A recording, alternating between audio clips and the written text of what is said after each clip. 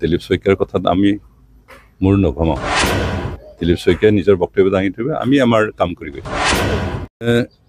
AGP বা UPPL এলায়েন্সৰ কথা তেনেকুৱাতো অহা নাই এতিয়ালৈকে, কিন্তু আমি যিহেতু ষ্টেট গভৰ্ণমেণ্টত একেলগে আছোঁ, কেন্দ্ৰ চৰকাৰত আমি একেলগে আছোঁ, সেই হিচাপে আমাৰ মাজত এটা সৌহাৰ্দ্যপূৰ্ণ আছে, সেইটো সম্পৰ্ক আমাৰ নিশ্চয় থাকিব। সেইটো মই এতিয়ালৈকে গম পোৱা নাই। আলোচনা হ'লেও তেনেকৈ একেবাৰে সম্পূৰ্ণ বুজাবুজি বা চিট আণ্ডাৰষ্টেণ্ডিং হৈ চিট এডজাষ্টমেণ্ট কৰি তেনেকৈ খেলাত এতিয়ালৈকে তেনেকুৱা পৰ্যায়লৈকে নিশ্চয় অহা নাই। বা আমি যিহেতু একেলগে আছোঁ চৰকাৰত, সেইকাৰণে আমাৰ এটা বন্ধুত্বপূৰ্ণ সম্পৰ্কতা নিশ্চয় আলোচনা হ'ল। বিজেপিৰ লগত আমাৰ এতিয়াও সম্পৰ্কতা আছে, যিহেতু আমি এতিয়াও একেলগে চৰকাৰ চলি আছোঁ ষ্টেটত, আৰু কাউন্সিলত এতিয়াও চৰকাৰ শেষ হোৱা নাই। এতিয়া আমি একেলগে চৰকাৰ চলাইছোঁ, কেন্দ্ৰৰ চৰকাৰত আমি একেলগে আছোঁ। বিগ ব্ৰাদাৰ বুলি বা বিগ ব্ৰাদাৰ বা স্মল ব্ৰাদাৰ বুলি তেনেকুৱা কথা নাই। তেওঁলোক নেশ্যনেল পাৰ্টি, আমি কিন্তু ৰিজনেল পাৰ্টি। তাৰপিছত এতিয়ালৈকে আমি কেনেকুৱা নিৰ্বাচনত কেনেকুৱা আমি কিবা কৰিম, খেলিম, বিজেপিৰ লগত চিট বুজাবুজি খেলা হ'ব নে বেলেগ বেলেগকৈ খেলা হ'ব, সেই সম্পৰ্কে এতিয়াও খাটাং ডিচিশ্যন হোৱা নাই। এনেই বিজেপিৰ ফালৰ পৰা মাজে মাজে প্ৰচাৰ কৰি আছে যে বিজেপিয়ে 40টা সমষ্টিতে কেণ্ডিডেট দিব।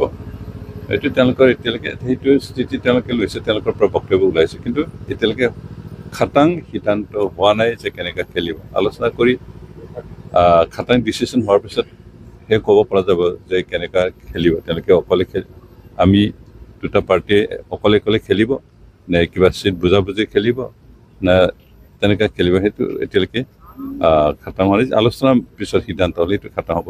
তথাপি আমি UPPL পাৰ্টি হিচাপে লগ হওক নহওক তাৰ লগত আমি চিন্তা কৰা নাই। লগ হ'লে বাৰু একেলগে খেলিম, বুজাবুজিৰ মাজত খেলিম, আৰু যদি বুজাবুজিৰ পৰ্যায়ত নাহে, নিজে খেলে, তেতিয়া তাৰ কাৰণে আমি সাজু আছোঁ। আমি কাৰো ওপৰত নিৰ্ভৰ কৰি অহা নাই কোনোদিনে। নিজস্ব কিবা শক্তিত নিজস্ব ভৰিত থিয় দি পেলাই আমি নিৰ্বাচন যোৱাবাৰো খেলিছিলোঁ, এইবাৰো খেলিম। আমি বিজেপিয়ে অকলে খেলিব বুলি কোৱাৰ কাৰণে আমাৰ ভয় কৰাৰ কোনো প্ৰশ্ন নাই, কাৰণ আমি জন্মলগ্নৰ পৰা অকলে জন্ম লাভ কৰিছোঁ, অকলে আমাৰ পাৰ্টি সংগঠিত কৰিছোঁ। যোৱাবাৰ নিৰ্বাচন আমি অকলে খেলিছোঁ, আৰু এতিয়ালৈকে যিখিনি ইলেকশ্যন খেলিছোঁ আমি প্ৰতিটো ইলেকশ্যনত জিকি আছোঁ, কোনো ইলেকশ্যন আমি হাৰা নাই। এতিয়ালৈকে সেইটো একো হোৱা নাই, চিট শ্বেয়াৰিং হোৱা নোহোৱাটো। হয়তো আমাৰ যিহেতু বন্ধুত্ব এটা সম্পৰ্ক আছে, সেইটোক লৈ আলোচনা কৰিছে। দেখা যাওক সিদ্ধান্ত কি হয়। সেইটোতো এতিয়া ক'ব পৰা নাযায়, কাৰণ ৰাজনীতিক দলে প্ৰতিটো ৰাজনীতি দলে বিভিন্ন ৰাজনীতিক দলৰ লগ ধৰা তেনেকুৱা অধিকাৰটো আছে। তাৰ কাৰণে কাকো দোষাৰোপ কৰিব নোৱাৰিম। আমি জনাত বিজেপি হাগ্ৰামাৰ লগত এটা সময়ত একেলগে চৰকাৰ চলাইছিল, সেই হিচাপে তেওঁলোকৰ এটা সম্পৰ্ক থাকিব। পাৰ্টি হিচাপে সম্পৰ্কই হওক বা ব্যক্তিগত হিচাপে সম্পৰ্কই হওক, তেনেকুৱা সম্পৰ্ক থাকিব। আৰু সেইকাৰণে সেইটো সম্পৰ্কলৈ হয়তো হাগ্ৰামৰ মহিলাক জয়ন্ত মল্ল বৰুৱাই লগ ধৰিব পাৰে, আৰু তাত আমাৰ ক'ব লগা একো নাই। সেইকাৰণে আমি সেই লগ ধৰা ধৰিটো বেয়া পোৱা প্ৰশ্নও থাকিব নালাগে, যিহেতু সকলো ৰাজনৈতিক পাৰ্টীৰে যিকোনো ৰাজনীতিক দলক যিকোনো সময়ত লগ ধৰি কথা পতাৰ অধিকাৰটো আছে, আৰু সেইটো আইন বিৰুদ্ধ নহয়।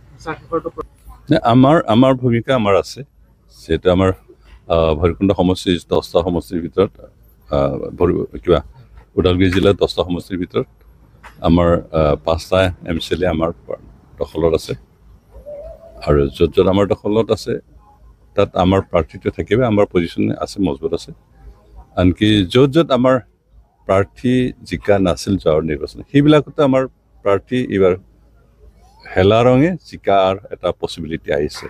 সেইকাৰণে দিলীপ শইকীয়াৰ কথাত আমি মূৰ নভমাওঁ।